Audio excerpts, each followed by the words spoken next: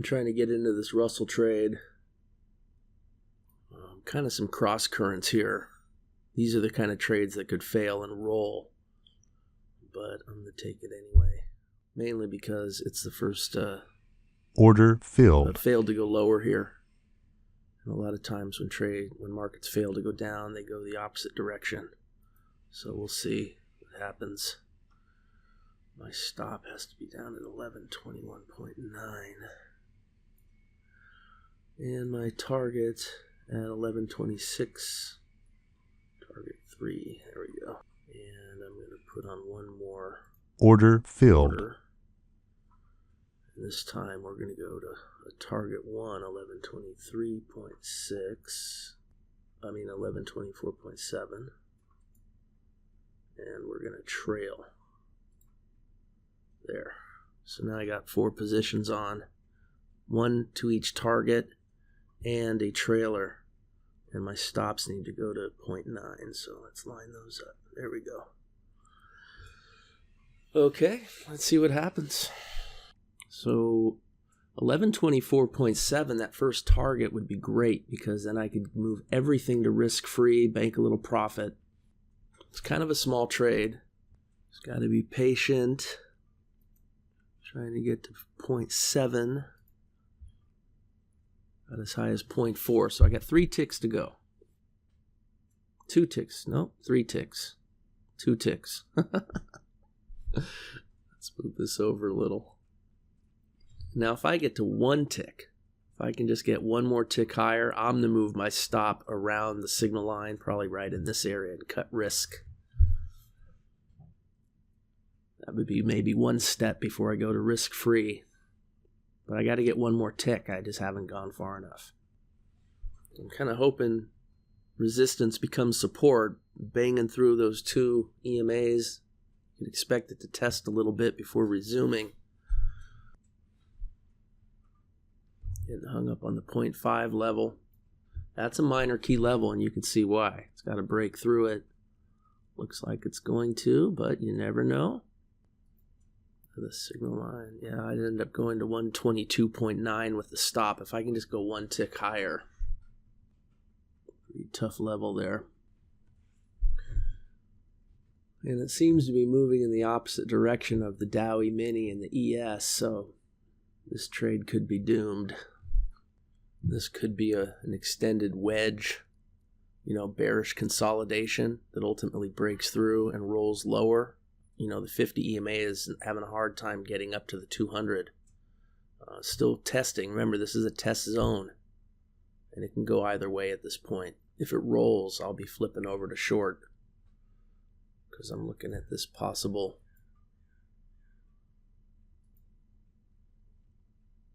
wedge here on a higher time frame, if you can imagine that.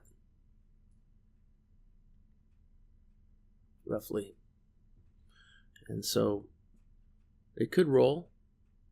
The 50 EMA looks like it may curl down and we can get something similar to what we saw on the crude oil trade I took earlier.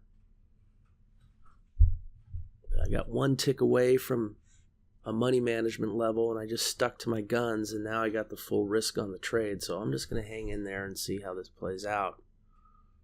Remain disciplined. See, a higher time frame, you could think of this as a big move down, and a reaction up to anywhere between 1 to 2/3 of the distance could set up another higher time frame leg down. And that we might be seeing that, trying to do that here. And with the 50 coming down hard and crossing over, testing in here and unable to get high enough, it looks like it's starting to roll. And if I get a short setup, I'm going to have to go short and stop and reverse. That happens sometimes. I'm going to try to protect the trade I'm in, stay long, but respect the fact that the market could be turning. I tried to once over here and failed, and that's what led me to wanting to go long, but we'll see how this plays out. The fact that the other E-minis are trying to push lower is what has me the most concerned about this trade. But you never know. Markets can turn on a dime. Yeah, the ES pushing to a new session low here. Maybe going to drag everything else down with it. The YM's already in a short trade and hitting targets. So the YM broke out of a choppy zone and went down to target, and the Russell was going up. Kind of went against the trend, against the current a little bit with this trade. Now I see that. But at the time, it could have been, I mean, it looked good. It missed its first target by only 2 ticks, so not going to complain. Very slow market. Look how long it's taken this one bar to print. Just to go through 377 ticks. And still no setup. Yeah, I'm not going to get a setup here. I'd have to turn off. I'm going to do this manually.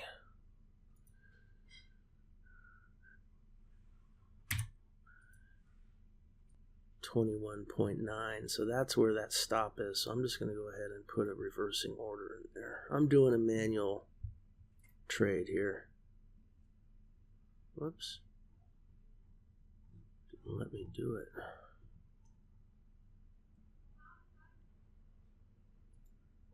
There we go. So that's going to go to 1190.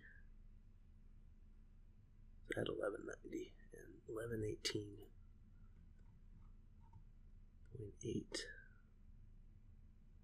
like that, and the stop is going to be up here at 1124.7. So I'll explain this in a moment. Oh, it's going to be right back where those are. Okay, fine. And I'll do it in one more of those.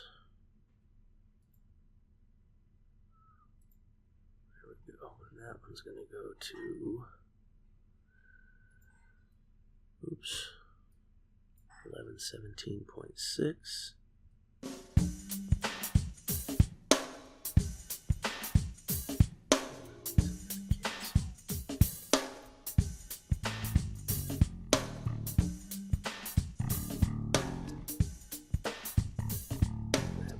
Okay, so I did a reversing order.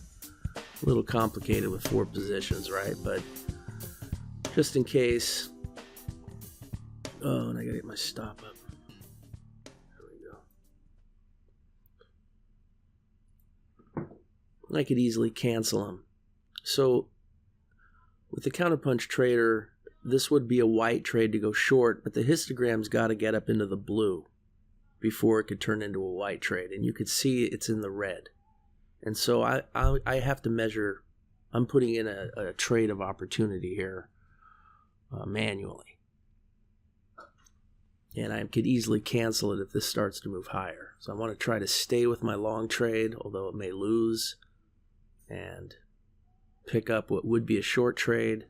This is like a special case trade, and so considering I'm the creator of this strategy, I know how to calculate the targets without the actual calculator, and that's what I did right here. I've got a tool set up pre-programmed with counterpunch targeting. I just snapped them to these bars, and I'm able to measure my target manually. So let's see what happens. Ultimately, I hope it goes higher, but if it doesn't, it doesn't. Looks like it wants to go lower. The ES making a new swing low right now. The other eMini's heading lower, and the Russell's just kind of stubbornly sticking in this tight range here. Hasn't really been able to break out of it, but it does look like it's broken out of this upward channel, and it's come up to retest it. And so if it fails here, that could lead to a move lower. Right? That's just typical chart reading. And you got your high trend signal lines looking like they want to turn here with not a lot of conviction. It's starting to cross over, the cyan crossing over the yellow. Too weak to get up into the blue. So this could roll. You got the 50 EMA looking like it wants to roll. This could lead to a big move is what I'm hoping. If this loses, this short trade's bigger than the long trade. And so I could end up with 2 trades and still positive if it's able to follow through. It could take a while, though, because the market's just moving so slow, and the Russell hasn't demonstrated that it really can trade in any sort of range yet today. This is the time that it might start to do that. high of the day right up there on the first bar, 1126.5, and the low of the day at 1120.8. So barely a 6-point range, not even. That crude trade was pretty nice. Only took a few minutes. This one, it's just going to grind.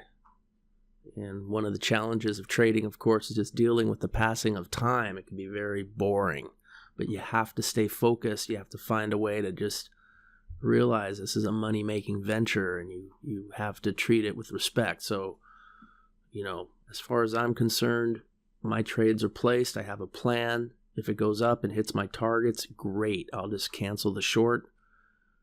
And if it rolls over, I might have to cancel the short anyway. Might have to take a new trade. But we'll just leave it because nothing's changed. Everything's the same. So there's nothing to do. Just wait. I can't control what price is going to do. I can only control what I do with the information that's being given right now. And I've got my trade setups. That's it. Simple. I just lean on the strategy. Takes the pressure off of me. Makes it pretty easy to know what to do next. In this case, nothing. It's a real test of those EMAs, and now it's pushing lower. My sense is that this is going to roll over. Got to push through that key level of 1122. It's a round number at the key level, and you can see that it's tried on numerous bars and can't quite seem to get through it. So who knows? Maybe that's strong enough to hang in there. My stop is one tick below, and the reverse one tick below, right? You can see it going across there. Eventually it might give way and break lower. But so far it's really putting up a good fight. Kind of trading like options expiration day. Oh, it is options expiration day. No wonder. Look at that resurgence, and I still can't get over the hump here.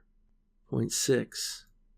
Oh, I did. I got to one tick of target 1. So now I can move my stop. Could it go one tick further? I can move my stop. I can move it to 1122.9, which is a reduction in risk, and I might regret this, but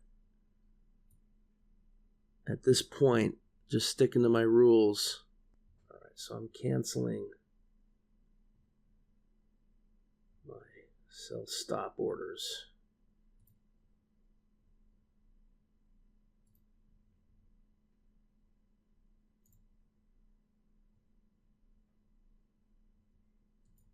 So all my shorts went away. Now I'll have to replace the shorts. That's one thing with multiple positions. It does make it trickier. So now I still miss my target 1 by 1 tick. You see? So for me, I'm cutting risk now, and I'm moving my stop to below the signal line and then adjusting around the key level of 123 even. So basically taking 1 point off of my risk, and just push through and hit my first target, then I can move my stop up and lock in 1 tick and get to risk free. And it almost did. This is just a really bizarre, no follow through. It broke through a resistance level by 1 tick and then fell back down. And here it couldn't break through. And this is so typical of options expiration, where you get these zebra stripes with lots of wicks and no follow through in either direction. So probably should have just stayed out of this market altogether today. But who knows? Look, this trade could work. 1 more tick, and at least I got a little profit, and I'm at risk free. Look at it sitting right there. Order There it filled. is. Okay, see that? Wow. Now I can go to risk free. This trade here hit target 1. So I'm not interested in the short trade anymore. That's off the table. That's already going to cancel. And I'm at risk free. And you can see the calculator knew. Look at the stop moving up. You can see the stop now is at 1125.1. Well, no, that's not it. 1123.7. 1123.7. So look at where my stop is. 1123.7. And worst case scenario is I stop out with 1 tick on the remaining positions, and that's pretty good. Look at how that worked. sticking with, didn't work the way I kind of thought it would. But now I'm even more confident in the long trade because it tried to break out lower and failed. And so usually fake breakouts one way lead to good moves in the other way. But, you know, it is options expiration, so who the heck knows? But who cares at this point? Risk-free, already banked some profits. And nearly a half hour later, still in the trade. And look at that, pushing higher. Now, you can see there's more setups here, but I'm ignoring these. Okay, you got the two groups of dots down here. That's showing you a pretty strong exhaustion level. Each set of dots has its own trade. That's why you see two. You have this one, and then you have another one at the same level that's slightly larger because it's based on different bars, but with the same stop levels. So you got two different trades. We always go with the newest one, but we're already in this one. I'm not going to just add to my position. I don't need to. In the way the market's trading right now, I just don't feel like I want to be that exposed to the market. Order filled. All right. I hit target 2. Look at that. Beautiful.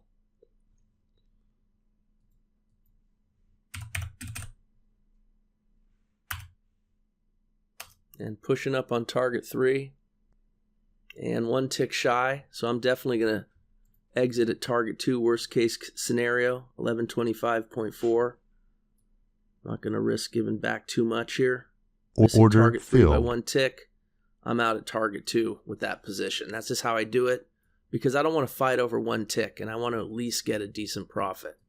So if I miss target 3 by one tick, I mean, it could come all the way back down and stop out for only one tick. To me, that's unacceptable. It could go higher. That's okay.